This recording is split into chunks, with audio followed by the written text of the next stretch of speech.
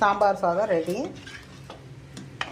இப்படி லிக்விடாக இருக்குன்னு நினைக்காதீங்க. நேரம் ஆக ஆக ஆற கெட்டி ஆகிடும். நல்லா டேஸ்ட்டாக இருக்கும்.